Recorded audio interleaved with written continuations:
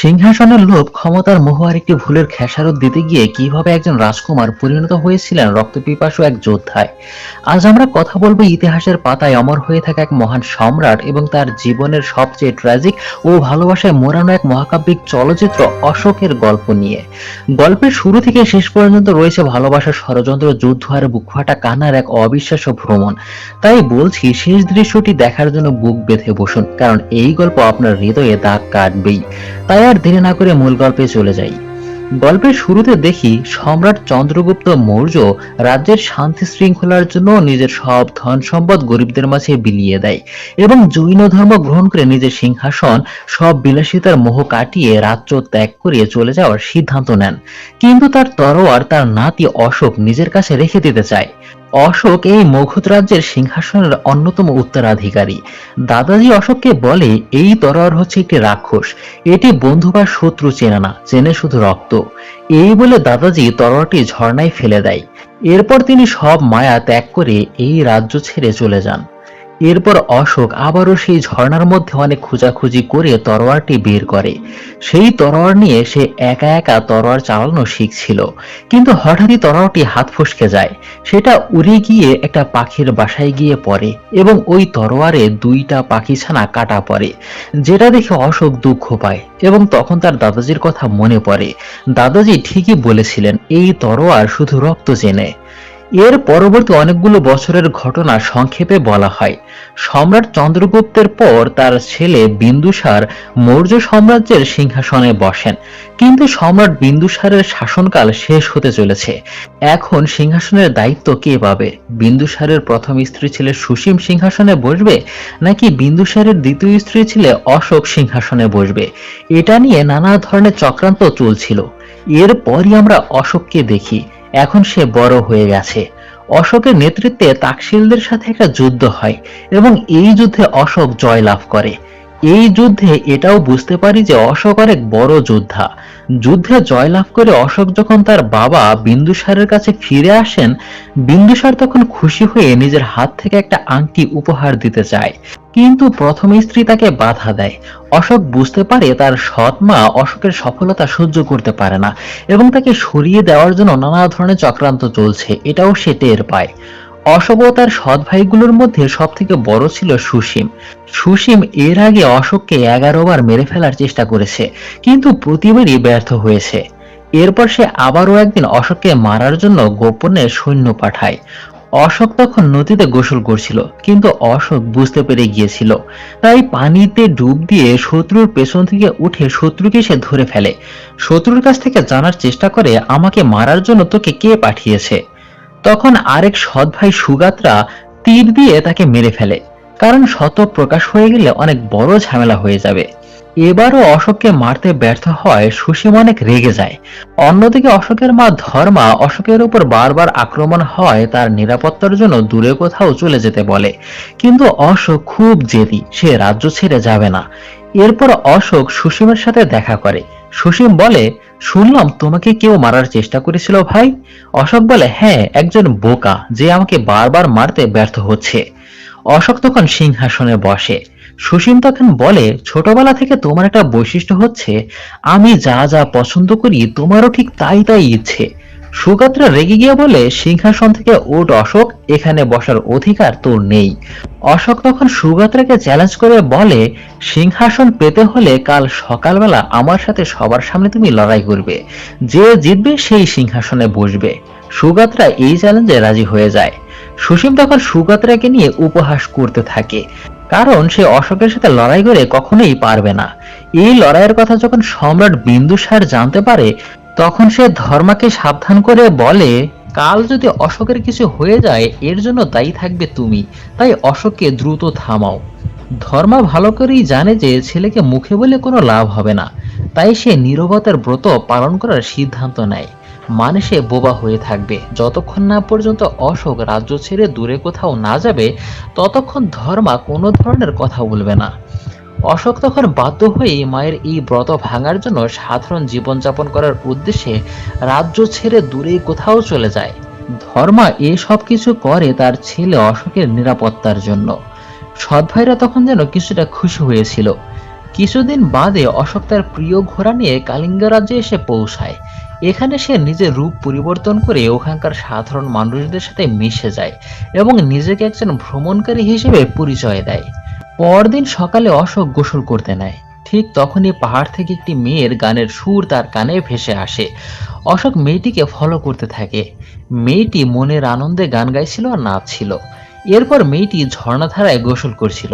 অশোক লুকিয়ে লুকিয়ে নিজেও গোসল করতে নেমে যায়। মেয়েটি হঠাৎ করে অশোককে দেখে ভীষণ অবাক হয়ে যায় এবং সঙ্গে সঙ্গে সেখান থেকে উঠে পড়ে। অশোক আবার তাকে ফলো করতে শুরু করলে মেয়েটি হঠাৎ গাছের ডাল দিয়ে তাকে হুমকি দেয় এবং বলে, কে তুমি? অশোক তখন নিজেকে পবন নামে পরিচয় দেয়। মেয়েটির নাম হচ্ছে করোয়াকি, কিন্তু এই নামটা বারবার উচ্চারণ করতে অসুবিধা হয়, এজন্য বলার সুবিধার্থে মেয়েটিকে কাজল বলে ডাকবো। কাজল বলে, আমার পিছু কেন নিয়েছো? সে বলে, তোমার কণ্ঠস্বর আমাকে টানছে। কাজল বলে, আমাকে ফলো করলে তুমি মৃত্যু ঝুঁকিতে পড়বে। এই বলে চলে যায়। সন্ধ্যার পর পবন এক মদের আড়তে গিয়ে পৌঁছায়। সেখানে বিরাট নামের এক কুস্তিগির সবাইকে হারিয়ে দিচ্ছিল। পবনকে দেখে তার সাথে পাঞ্জা লড়তে বলে ওই কুস্তিগির। এরপর পবন তার সাথে পাঞ্জা লড়ে, কিন্তু তাকে শক্তি দিয়ে হারানো যাবে না। সে চালাকি করে তার সাথে জিতে যায়। পরদিন সকালে পবন খাবারের জন্য দুধ দহন করছিল। তখন কাজল নিজের মুখ আড়াল করে দুধ নিতে আসে, কিন্তু পবন তার চোখ দেখেই চিনে ফেলে। পবন বলে, গতকাল জঙ্গলে তোমায় আমি ফলো করছিলাম, আর তুমি আজ দুধ নেওয়ার বাহানায় আমাকে ফলো করছো। তখনই দেখতে পাই তিনজন সৈন্য কাজলকে ধরার জন্য ধেয়ে আসছিল। কাজল তাদের দেখি দুধ ফেলে রেখে পালিয়ে যায়, কিন্তু সৈন্যগুলো কাজলকে ধরে ফেলে। সামনে যাওয়ার পথ না থাকায় কাজল বিপদে পড়ে যায়। তখন পবন চলে আসে। সৈন্যগুলো বলে, তুমি কে? এখান থেকে ফিরে যাও। সে হচ্ছে কালিঙ্গ রাজ্যের রাজকুমারী, তাকে ধরার জন্য 100 স্বর্ণ মুদ্রা উপহার দেওয়ার ঘোষণা করা হয়েছে। এখানে পবন কাজলের আসল পরিচয় জানতে পারে। কাজল বলে, তুমি সাঁতার জানো? সে বলে, হ্যাঁ জানি। কাজল অমনি ঝর্ণার পানিতে ঝাঁপ দেয়।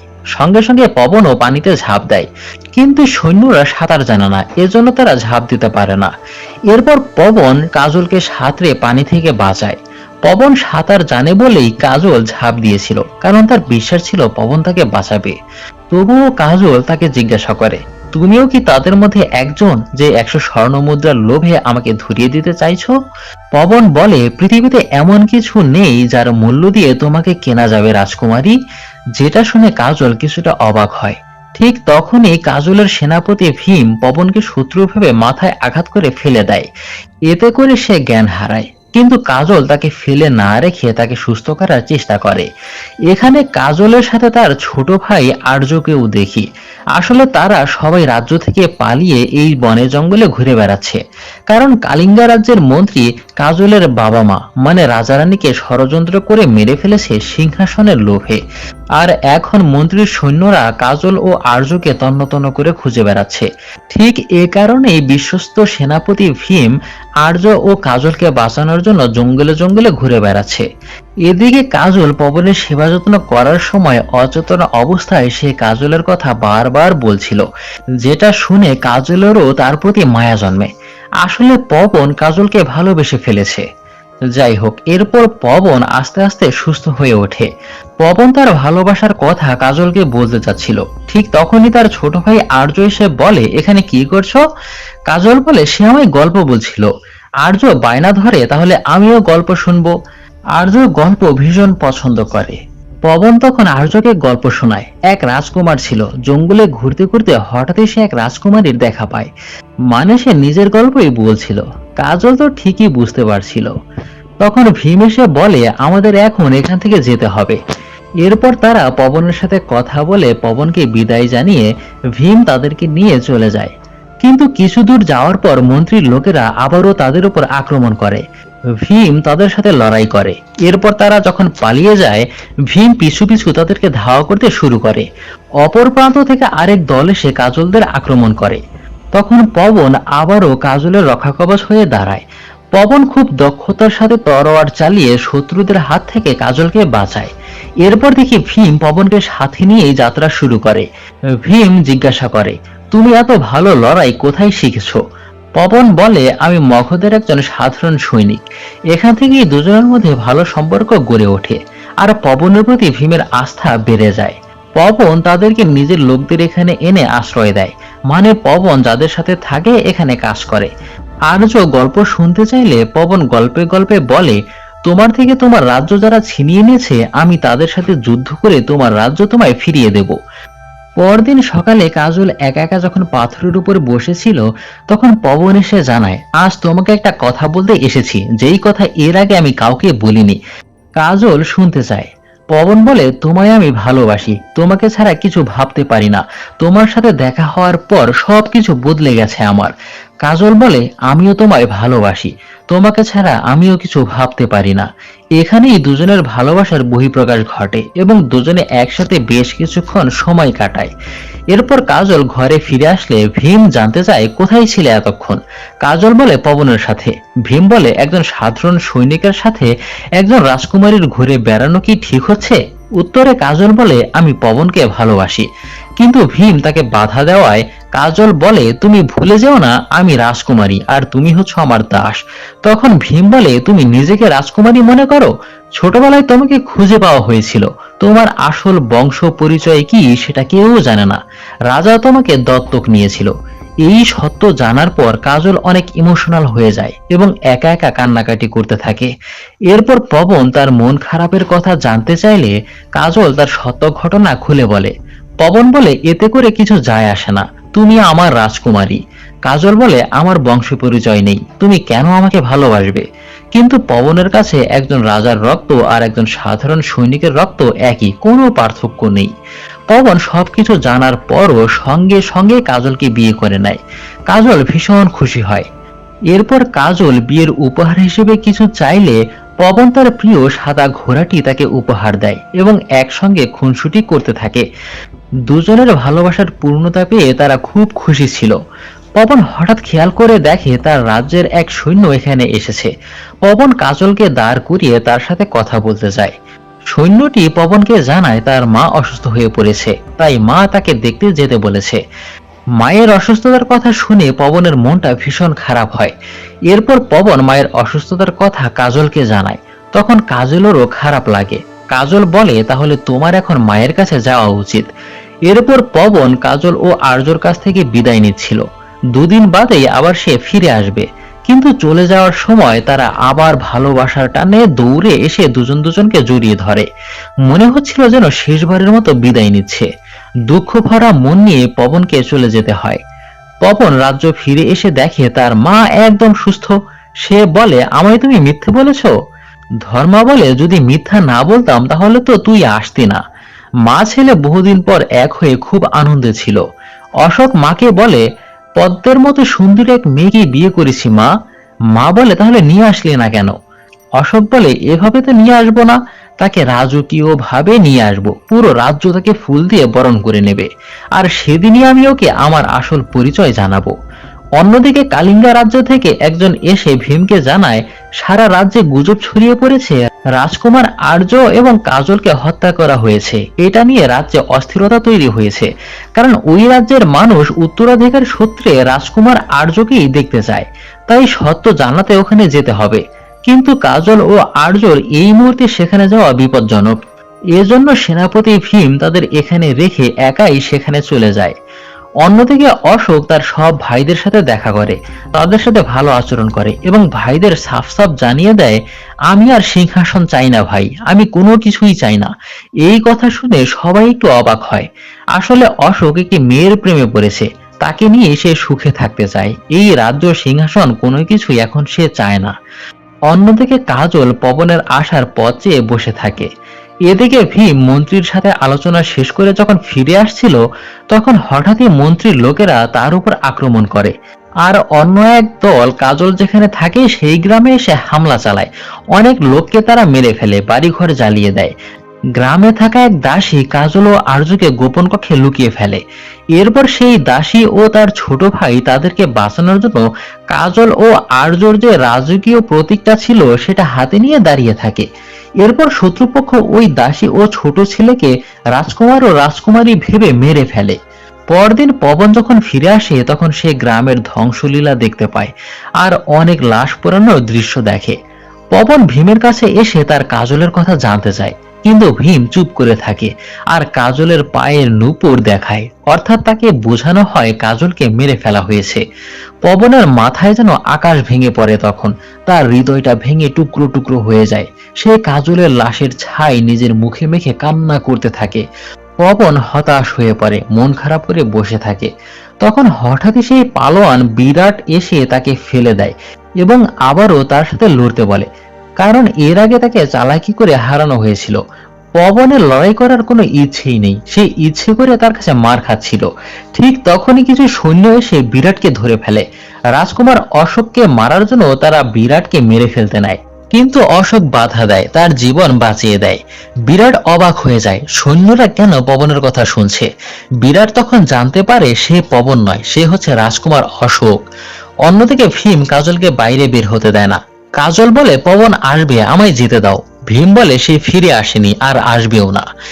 ভীম হয়তো কাজলের নিরাপত্তার জন্যই এই মিথ্যা নাটকটা সাজায়। অশোক জায়গা ত্যাগ করে উজ্জয়িনে চলে আসে। তখন বিরাট শপথ নেয় সে এখন থেকে অশোকের জীবন রক্ষার্থে লড়াই করে যাবে, তার দাস হয়ে থাকবে, কারণ অশোক তার জীবন বাঁচিয়ে দিয়েছে। এরপর অশোককে একটা যুদ্ধে লড়াই করতে দেখি। সেই যুদ্ধে সৎ ভাইয়ের ষড়যন্ত্রে নিজেদেরই সৈন্যই অশোককে পেছন থেকে ছুরি মারে। তখন বিরাট সেটা দেখতে পেয়ে দ্রুত ওই সৈন্যদের মেরে অশোককে তাদের থেকে রক্ষা করে। এরপর মন্দিরে এনে অশোকের চিকিৎসা করার চেষ্টা চালানো হয়। এখানে এক বৈদ্যকন্যা দেবী দিন রাত সেবা যত্ন করে অশোককে অনেকখানি সুস্থ করে তোলে। শরীরের অসুখ সেরে গেলেও মনের অসুখ তো সারছিল না। কাজলের শোকে সারাক্ষণ সে মন খারাপ করে বসে থাকে। এদিকে দেবীর বিয়ের জন্য পাত্রপক্ষ তাকে দেখতে আসে। দেবীকে দেখে তাদের পছন্দ হয়। দেবীর মতামত জানতে চাইলে সেও রাজি হয়ে যায়। অন্যদিকে সুসীম অশোকের অসুস্থতার খবর পেয়ে তাকে মারতে সেখানে আবারও এক সৈন্য পাঠায়। এরপর সৈন্যটি সেখানে অশোকের সেবক ছদ্মবেশে তাকে ঔষধ খাওয়ানোর বাহানায় অশোকের কক্ষে প্রবেশ করে। অশোক তখন ঘুমন্ত অবস্থায় ছিল। ঔষধের মধ্যে বিষ মিশিয়ে অশোককে খাওয়াতে চেষ্টা করে, কিন্তু দেবী অশোককে দেখতে এসে দেখে এক অপরিচিত লোক অশোককে বিষ খাওয়ানোর চেষ্টা করছে। দেবী সঙ্গে সঙ্গে লোকটিকে ধাক্কা মেরে ফেলে দেয়। লোকটি তবুও ধারালো কিছু দিয়ে অশোককে মারতে চাচ্ছিল। দেবী সেটা কেড়ে নেওয়ার চেষ্টা করলে ভুলবশত দেবীর হাতে ওই অস্ত্রের দ্বারাই সৈন্যটি নিহত হয়। দেবী নিজের হাতে রক্ত দেখে নিজেই জ্ঞান হারিয়ে পড়ে যায়। কিন্তু বৌদ্ধ ধর্মে কোনো বৌদ্ধ হত্যা করতে পারে না, হত্যা করলে লোকেরা হত্যাকারীকে ত্যাগ করে। আর এই ঘটনা যখন বরপক্ষের নিকট পৌঁছে যায়, তখন বরপক্ষ বিয়েটা ভেঙে দেয়, অর্থাৎ দেবীর বিয়ে ভেঙে যায়। এই ঘটনার জন্য যেহেতু অশোক দায়ী, তাকে বাঁচাতেই দেবীরাজ এই পরিণতি। তাই দেবীর দায়িত্ব নেওয়ার জন্য অশোক দেবীকেই বিয়ে করে।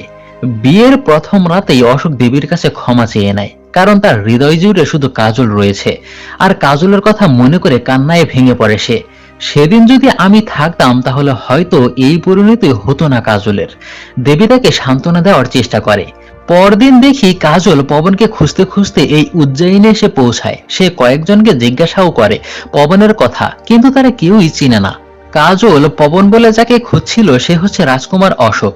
অন্যরা জানে রাজকুমার অশোক আর কাজল জানে পবন নামে। তাহলে কি করে খুঁজে পাবে? সেদিনই দেবী তাদের বিয়ের জন্য গ্রামের সবার জন্য ভোজ পরিবেশন করে। সেই ভোজে কাজল ও তার ভাইও খাচ্ছিল। কাজল দেবীকেও দেখতে পায়, কিন্তু এটা জানে না যে তার স্বামী পবনের স্ত্রী হচ্ছে দেবী। পরবর্তীতে অশোক তার স্ত্রী দেবীকে নিয়ে রাজকীয়ভাবে মুগদার উদ্দেশ্যে যাত্রা শুরু করে আর রাজ্যের সবাই সংবর্ধনা জানাতে থাকে। সেই ভিড়ের মাঝে কাজলও ছিল, আর তখন তার মনের মধ্যে শুধু ছটফট ছটফট করছিল, যেন মনে হচ্ছিল পবন তার খুব কাছেই আছে। যেই মুহূর্তে কাজল চলে যায় ঠিক তখনই অশোক স্ত্রীকে নিয়ে বের হয়ে যায়। একটুর জন্য কাজল তার দেখা পেল না। এরপর অশোক যখন দেবীকে বিয়ে করে রাজ্যে ফিরে আসে, তখন তার বাবা সম্রাট বিন্দুসার দেবীকে মেনে নিতে চায় না, কারণ অশোক একজন বৌদ্ধ মেয়েকে বিয়ে করেছে। বাবা মেনে না নিলেও মা খুশি মনে মেনে নিয়েছে। এরপর অশোক দেবীকে নিয়ে নিজের প্রাসাদে ফিরে যায়। অন্যদিকে ভীম কাজল ও আর্যকে নিয়ে কালিঙ্গে ফিরে এসেছে। ভীম সবকিছু জেনে বুঝেই এসেছিল, কারণ তারা এখন বিপদমুক্ত, এবং মন্ত্রী যে ষড়যন্ত্র করে তাদের হত্যা করতে চেয়েছিল সেটা ভীম জেনে গিয়েছে, এবং রাজা রানীকে হত্যা করেছে এটাও পুরো রাজ্য জুড়ে ফাঁস হয়ে যায়। এরপর মন্ত্রী ও তার লোকদের কারাবন্দী করে ফেলে তারা। এরপর কালিঙ্গাবাসী তাদের রাজকুমার ফিরে পেয়েছে। রাজ্য আনন্দে মেতে ওঠে। কিন্তু কাজল আজও পবনের অপেক্ষায় প্রহর গুনছিল। ভীম এসে জিজ্ঞাসা করে, আর কত এভাবে তুমি অপেক্ষা করবে? কাজল বলে, তার ফিরে না আসা অব্দি অপেক্ষা করব। তবুও ভীম সেদিনের সেই সত্য তাকে জানায় না। এরপর একদিন দেবী এসে অশোককে জানায় সে প্রেগনেন্ট, তার ছেলে হতে চলেছে। অশোক ভীষণ খুশি হয়। এই খবর রাজ্যে ছড়িয়ে পড়ার পর সুসীম ও তার মা টেনশনে পড়ে যায়, কারণ উত্তরাধিকার অনুযায়ী এই রাজ্যের ভবিষ্যৎ সম্রাট হবে অশোকের ছেলে। তাই মা সুসীমকে বকতে থাকে, তুমি সন্তান জন্ম দিতে অক্ষম, কি হবে এবার? এরপর সুসীম দেবীর গর্ভে থাকা সন্তানকে মেরে ফেলার ষড়যন্ত্র করে। এরপর সুসীম পুরোহিতকে প্রাসাদে পাঠায় দেবীকে মারার জন্য। কিন্তু সেই সময় ধর্মা দেবীর পাশে ছিল, তাকে আদর করছিল। ওই সময় দেবী ঘুমাচ্ছিল। প্রাসাদে কেউ প্রবেশ করেছে এটা বুঝতে পেরে ধর্মা বলে, এখানে কে? গিয়ে দেখে পুরোহিত। ধরা পড়ে যাওয়ায় পুরোহিত ধর্মাকে মেরে ফেলে। ঠিক তখনই অশোকের বিশ্বস্ত এক সৈন্য এসে পুরোহিতকে মেরে ফেলে। এ কারণে দেবী সেই মুহূর্তে বেঁচে যায়। এরপর মায়ের মৃত্যু সংবাদ শুনে অশোক দৌড়ে আসে মায়ের কাছে। মায়ের নিথর দেহ দেখে নিজেকে সে আর ধরে রাখতে পারে না, কান্নায় ভেঙে পড়ে। আর মাকে বলতে থাকে, আমার সাথে শুধু একটিবার কথা বলো মা। কিন্তু মা চির নিদ্রায় চলে গেছে। অশোক মাকে ছুঁয়ে প্রতিজ্ঞা করে, তার মায়ের হত্যাকারীদের সে ধ্বংস করে ফেলবে, একটাকেও ছাড় দেবে না, সব তছনছ করে ফেলবে সে। এরপর সে নিজের রুমে গিয়ে সেই রাক্ষসের তরোয়ারটি বের করে, প্রতিশোধ নিয়েই ছাড়বে। দেবী তাকে অনেক থামানোর চেষ্টা করে, কিন্তু অশোক কোনো বাধাই মানে না। অশোক তার ভাই মায়ের হত্যাকারী সুসীমের বিরুদ্ধে লড়াই করতে যায়। সুসীম তরোয়ার নিয়ে দাঁড়িয়ে থাকে, কিন্তু অশোক আসতেই চালাকি করে সে তরোয়ারটা ফেলে দেয়। সুসীম লড়াই করবে না, কারণ অশোক এত বড় যোদ্ধা যে সে লড়াই না করে কাপুরুষের মতো জয়লাভ করবে না। অশোক তাকে লড়াই করার জন্য বলে, কিন্তু সুসীম বলে, না, আমাকে পরাজিত করে তুমি জয়ের আনন্দ পাবে সেই স্বাদ আমি তোমাকে দেব না। ইতিহাস সাক্ষী হয়ে থাকুক, তুমি সিংহাসন দখলের জন্য নিজের ভাইকে নৃশংসভাবে হত্যা করেছো, আমাকে মারো ভাই। কিন্তু অশোক এতটাও নির্দয় নয়, লড়াই না করে সে সুসীমকে মারতে পারবে না। আর সেই সুযোগটা নিয়ে সুসীম পেছন থেকে অশোককে মেরে ফেলতে নেয়, কিন্তু তার আগেই ভিরাট তরোয়ার ছুঁড়ে মারে, আর সেটার আঘাতেই সুসীম মৃত্যুবরণ করে। বিরাট আবারও অশোকের জীবন রক্ষা করে। ভাইদের প্রতি অশোকের আর একটুও আস্থা থাকে না। এরপর অশোক তার সৎ ভাইদের এক এক করে নির্মমভাবে হত্যা করতে থাকে। অশোকের এই নির্দয় রূপ আগে কেউ কখনো দেখেনি। অশোককে এখন আর কেউ থামাতে পারবে না, সে ইতিহাসের সবচেয়ে শক্তিশালী সম্রাট হবে। কিন্তু সৎ ভাই সুগাত্রা ভয়ে রাজ্য ছেড়ে পালিয়ে কালিঙ্গা রাজ্যে গিয়ে আশ্রয় নেয়, এবং সেখানে গিয়ে অশোকের নৃশংস হত্যাকাণ্ডের ঘটনা তাদেরকে খুলে বলে, আর নিজের জীবন ভিক্ষা চায় তাদের কাছে। কালিঙ্গা রাজ্য ছিল শান্তিপ্রিয় গণতান্ত্রিক, তাই তারা সুগাত্রাকে আশ্রয় দেয়। এই খবর যখন অশোক জানতে পারে সুগাত্রাকে আশ্রয় দেওয়া হয়েছে, কিন্তু সুগাত্রাকে ফেরত চাইলে কালিঙ্গার সম্মতি হয় না। তাই অশোক সিদ্ধান্ত নেয় কালিঙ্গা রাজ্যে সে হামলা করবে, দখল করে নিয়ে নেবে। কিন্তু এই বিষয়ে বিরাট বাধা দেয়, এটা যুদ্ধের নীতির বিরুদ্ধে, অনেক নির্দোষ সাধারণ মানুষ মারা যাবে এতে করে। কিন্তু অশোক কোনো কথাই শোনে না। ভালোবাসা, নিজের মা, সবকিছু হারিয়ে এখন শুধু তার ক্ষমতার নেশা। এরপর মগধের এক সৈন্যবাহিনী পাঠিয়ে কালিঙ্গার গ্রামগুলো পুড়িয়ে দেয়, অনেক মানুষ হত্যা করে। গ্রামের বেশ কিছু মানুষ নৃশংসভাবে হত্যা করে ঝুলিয়ে রেখে সৈন্যরা চলে যায়। এরপর ভীম ও কাজল যখন গ্রামের এই নৃশংস হত্যাকাণ্ড দেখতে পায়, তখন ভীম বলে, কে এই অশোক? সে কি মানুষ নাকি দৈত্য যে এই নিষ্ঠুরভাবে হত্যাকাণ্ড চালাতে পারে? সুগাত্রা বলে, সে এখন যুদ্ধে জেতার জন্য সবকিছু করবে। সেনাপতি ভীম তো অশোককে চেনে না, সে তো আর জানে না যে পবনই হচ্ছে অশোক। কিন্তু সেনাপতি ভীম বুঝতে পারে যে এই অশোককে যদি না থামাতে পারি তাহলে সে সবকিছু ধ্বংস করে ফেলবে। তাই সেদিন রাতে ভীম সুগাত্রাকে নিয়ে মগধায় চলে যায় অশোককে মারতে। গোপনে তারা রাজ্যে প্রবেশ করে। এরপর ভীম অশোকের কক্ষে চলে যায় লুকিয়ে লুকিয়ে। সেই মুহূর্তে অশোক গোসল করছিল, আর সুগাত্রা বাইরে পাহারায় ছিল। ভীম পেছন থেকে যখনই অশোককে মারতে যাবে, ঠিক তখনই মুখে পানি ঢালাতে মুখটা যখন পরিষ্কার হয়, তখন ভীম থেমে যায়। পবনকে মারতে চেয়েও সে আর মারতে পারে না। পবনকে চিনতে পেরে ভীম পুরাই ঘাবড়ে যায়, পবনই হচ্ছে অশোক। বেশি দেরি করাতে সৈন্যরা সতর্ক হয়ে যায়, এবং এক সৈন্য এসে ভীমকে আক্রমণ করে। ভীম কোনো কিছু বুঝতে না দিয়ে সৈন্যকে নিয়ে একটু আড়ালে চলে যায়, আর সৈন্যকে খুব নীরবে মেরে ফেলে। তবে অশোক পেছনে ঘুরে কাউকে দেখে না, তবে সে বুঝতে পারে কিছু একটা গন্ডগোল হয়েছে। আরেকজন সৈন্য পেছন থেকে বর্শা নিক্ষেপ করে, সেটা ভীমের পিঠে গেঁথে যায়। এরপর ভীম খুব দ্রুত ঘোড়া নিয়ে সেখান থেকে পালিয়ে যায়। তবে সুগাত্রা রয়ে যায়, সে ভয়ে ভয়ে অশোককে মারতে অগ্রসর হয়। অশোক তখন ভাইকে অভিনন্দন জানায়। অশোক নিজেকে মারার জন্য সুগাত্রাকে আহ্বান জানায়। সুগাত্রা মারতে নিলে অশোক তাকে ধরে ফেলে এবং পানির মধ্যে ডুবিয়ে তাকে নির্মমভাবে মেরে ফেলে। সকাল হওয়ার পরে কালিঙ্গা রাজ্যে ভীমের করুণ দশার খবর পেয়ে কাজল দৌড়ে আসে তাকে দেখতে, আর তার করুণ পরিণতি দেখে। মারাত্মকভাবে সে আহত হয়েছে। ভীম অশোকের কথা বলতে যাচ্ছিল যে পবনই হচ্ছে অশোক, কিন্তু পবন নামটুকু মুখে নেওয়ার সাথে সাথেই ভীম শেষ নিঃশ্বাস ত্যাগ করে। শেষ কথাটা আর বলতে পারে না। সেনাপতি ভীমের মৃত্যুতে গ্রামের সাধারণ জনগণ থেকে শুরু করে সব মা বোনেরা সহ ঐক্যবদ্ধ হয়। মগধার বিরুদ্ধে তারা লড়াই করবে, সবকিছুর প্রতিশোধ তারা নেবে। কাজলও তাদের সঙ্গে যুদ্ধ করবে। এরপর মগধার বিরুদ্ধে যুদ্ধ ঘোষণা করা হয়। এদিকে দেবী উজ্জয়িনে চলে এসেছিল, কারণ অশোক এখন যুদ্ধ আর রক্তপাত ছাড়া কোনো কিছুই বোঝে না। তার শুধু এখন ক্ষমতার নেশা। দেবী চায় না তার সন্তান জন্ম নেওয়ার পর মানুষের আর্তনাদ, চিৎকার, রক্তপাত এগুলো দেখুক। তাই দেবী সিদ্ধান্ত নেয় এই সব কিছুর থেকে সে সন্তানদের দূরে রাখবে। তার সন্তান এসবের সম্মুখীন হোক, এটা দেবী চায় না। পরদিন অশোক সৈন্য নিয়ে যুদ্ধে আসার পথে বাধা হয়ে দাঁড়ায় বিরাট। এই যুদ্ধ আটকানোর সে অনেক চেষ্টা করে, এটা একটা ভুল যুদ্ধ। কিন্তু অশোকের এখন একটাই লক্ষ্য, পৃথিবী জুড়ে তার সাম্রাজ্য বিস্তার করা আর ক্ষমতা কায়েম করা। বিরাট বলে যুদ্ধ যেতে হলে আমার সাথে লড়াই করে যেতে হবে। তাই অশোক বাধ্য হয়ে তার বিরুদ্ধে লড়াই করে এবং তাকে হারিয়ে দেয়, কিন্তু তাকে মেরে ফেলে না। এরপর অশোক সৈন্যবাহিনী নিয়ে যুদ্ধে ঝাঁপিয়ে পড়ে। মগধা ও কালিঙ্গার মধ্যে যুদ্ধ লেগে যায়। কাজলও সামনে থেকে নেতৃত্ব দিয়ে লড়াই চালিয়ে যাচ্ছিল, কিন্তু সে এখনো জানে না যে তার স্বামী পবন এই যুদ্ধটা লাগিয়েছে।